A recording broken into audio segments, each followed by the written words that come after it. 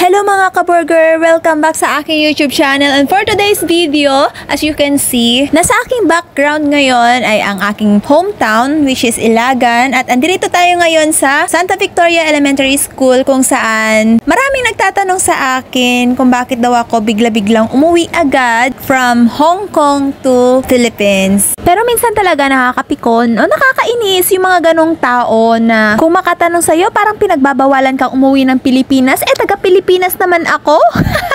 Ay parang wala na kasi akong karapatang umuwi ng Pilipinas Alam mo yung nakakainis pa dyan, yung kararating ko pa lang tapos tatanungin ako kung kailan ako babalik. Ay nako, mare.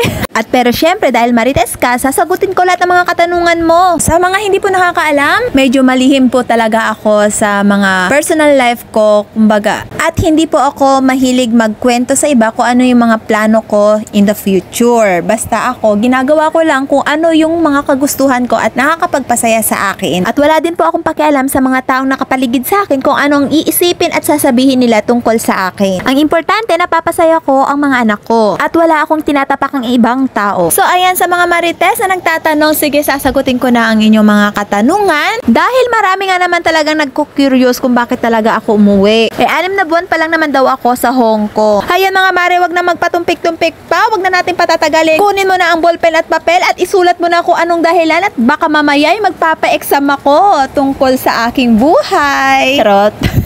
Bilang isang magulang, napakasarap sa pakiramdam na masaksihan mo ang pinakamasayang araw na magaganap sa buhay ng anak mo. At syempre bilang OFW na ilang taong nagtrabaho sa abroad, naiinggit kami sa mga nanay na kasama ang kanilang mga anak sa bawat araw na may mga events ang kanilang mga anak sa paaralan. At masakit sa amin bilang isang nanay na hindi namin makapiling yung mga anak namin sa araw na yon. O minsan nakakagilty yung mga ibang sinasabi ng tao na mas mahalaga pa yung pera kaysa sa anak. Na nakaya naming iwanan yung mga anak namin alang-alang sa pera. Oho, tama kayo. Mas sakit sa pakiramdam namin tanggapin ang katotohanan na parang ipagpapalit namin yung mga anak namin alang-alang sa pera. Wala po kaming magagawa doon. Lalong-lalo na sa parte ko na yun lang yung alam ko, paraan para makapagtrabaho at kumita ng mas malaking pera at para matugunan yung pangangailangan ng mga anak ko. Pero sa pagkakataong ito, isinantabi ko muna yung pangarap ko sa Hong Kong, alang-alang sa mga anak ko at para masaksihan ko ang pinaka-importanteng araw sa buhay nila. At dahil ang Hong Kong ay malayang bansa at mayroon kaming karapatang umuwi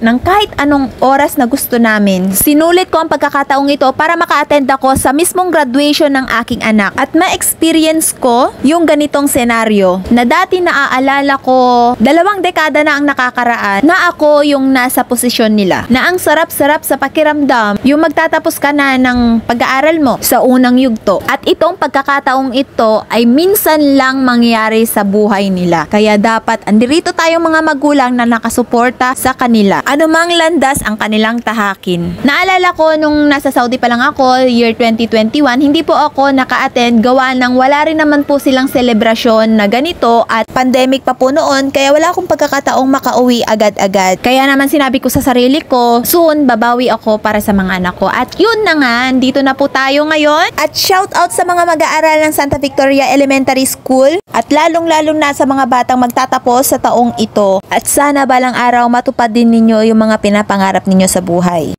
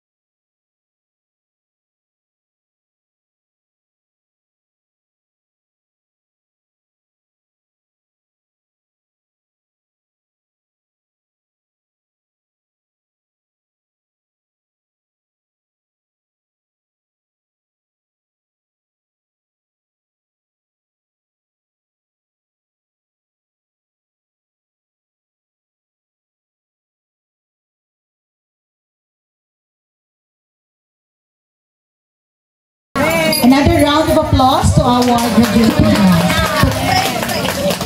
Shoutout na rin sa mga pogi at magagandang guro ng paaralang Santa Victoria Elementary School. Salamat dahil naging bahagi kayo ng buhay ng anak ko at kayo rin yung tumayong pangalawang magulang nila. Pati na rin sa mga mababait at masisipag na barangay officials ng Santa Victoria, sa naging guest speaker at mga bisita at mga punong opisyal ng paaralang ito, sa lahat ng bumuo at nag-ayos para maging successful ang munting seremonyang ito. Salamat po sa inyong lahat. Sa lahat ng mga magulang na nakapagpatapos ng kanilang mga anak sa araw na to, congratulations po sa ating lahat. At sa mga estudyanteng nagtapos o magtatapos pa lamang ngayong taong ito, sana'y balang araw, hindi kayo magkamali at maging masaya kayo sa mga buhay na inyong tatahakin. Naway gabayan kayo ng Panginoon para maituwid ang inyong landas tungo sa inyong mga pangarap. Kung dumating man ang pagsubok sa inyong buhay, sana'y wag na wag kayong susuko. Kung dumating man yung pagkakataong madapa kayo sa inyong paglalakbay, matuto kayong bumangon. At wag na wag ninyong kakalimutan magdasal araw-araw. Dahil binigyan niya kayo ng lakas ng loob upang malagpasan lahat ng mga pagsubok ninyo sa buhay. At wag nyo rin kakalimutang pasalamatan ang inyong mga magulang dahil sila ang naging ilaw at gabay ninyo para makapagtapos kayo ng pag-aaral. Hindi lang pagod, puyat at gutom ang sinakripisyo ng mga magulang ninyo, kundi dugot, pawis at buhay ang kanilang inalay para matugunan at mabigyan kayo ng magandang kinabukasan. Kaya sana lahat ng sakripisyong yon ay wag ninyong isasantabi. Pahalagahan at mahalin ninyo sila at palagi ninyong tatandaan na mahal kayo ng mga magulang ninyo. At hanggang dito na lamang po muna ang part 1 at sa susunod na video po ang part 2 na kung saan bida po ang aking bunso. At nagpapasalamat po ako sa lahat po ng mga nanonood at sumusuporta. Hanggang sa muli po. Bye-bye!